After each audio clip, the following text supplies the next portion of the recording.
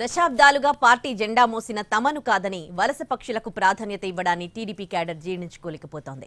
MLA గెలుపు కోసం కృషి చేసిన తమను కాదని వైసీపీ నుంచి వచ్చిన వారికి ప్రాధాన్యత ఇవ్వడం ఏంటంటోంది టీడీపీ క్యాడర్. అయితే మున్సిపల్ పీఠం కైవసం చేసుకోవడమే తన లక్ష్యం అంటున్నారు ఎమ్మెల్యే.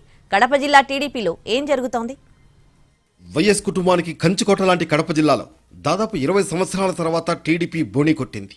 2024 సార్వత్రిక ఎన్నికల్లో తొలిసారిగా టీడీపీ మహిళా అభ్యర్థి కడప ఎమ్మెల్యేగా గెలుపొందారు.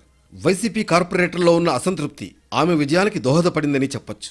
సార్వత్రిక ఎన్నికల సమయంలో కడప మున్సిపల్ కార్పొరేషన్లోని డివిజన్ ఇన్ఛార్జీలుగా ఉన్న టీడీపీ నేతలకు పార్టీ అధికారంలోకి వస్తే కార్పొరేటర్గా టికెట్ ఇస్తామంటూ ఎమ్మెల్యే మాధవి హామీలు ఇచ్చినట్లు తెలుస్తోంది. కడప కార్పొరేషన్లో మొత్తం 50 డివిజన్లున్నాయి. వీటిలో ఒకే ఒక డివిజన్ను మాత్రమే టీడీపీ దక్కించుకుంది. మిగిలిన 49 డివిజన్లలో వైసీపీ అభ్యర్థులు కార్పొరేటర్లుగా కొనసాగుతున్నారు.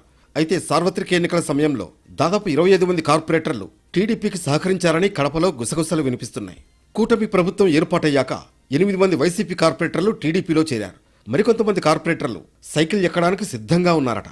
ఇదే ఇప్పుడు టీడీపీ క్యాడర్కు తలనొప్పిగా మారింది.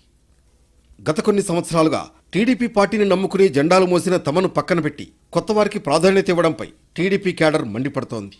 సార్వత్రిక ఎన్నికల్లో కష్టపడి ఎమ్మెల్యేలను గెలిపించిన తమను కాదని కొత్త వారికి డివిజన్ ఇన్ఛార్జి బాధ్యతలు ఇవ్వడంపై వారు అలకబూనినట్లు తెలుస్తోంది. అంతేకాకుండా పార్టీ అధికారంలోకి వచ్చింది, ఈసారి ఎలాగైనా కార్పొరేటర్ పదవిని దక్కించుకోవాలని ఎదురుచూసిన ఆశావహులకు ఎమ్మెల్యే మాధవి తీరు ఆగ్రహం తెప్పిస్తున్నట్లు సమాచారం.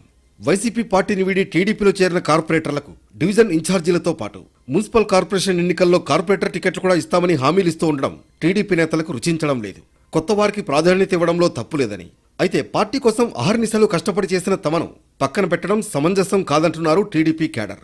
ఎమ్మెల్యే మాత్రం వచ్చే మున్సిపల్ కార్పొరేషన్ ఎన్నికల్లో టీడీపీ జెండాను ఎగరవేసి మున్సిపల్ పీఠాన్ని కైవసం చేసుకునే యోచనలో ఉన్నట్లు సమాచారం.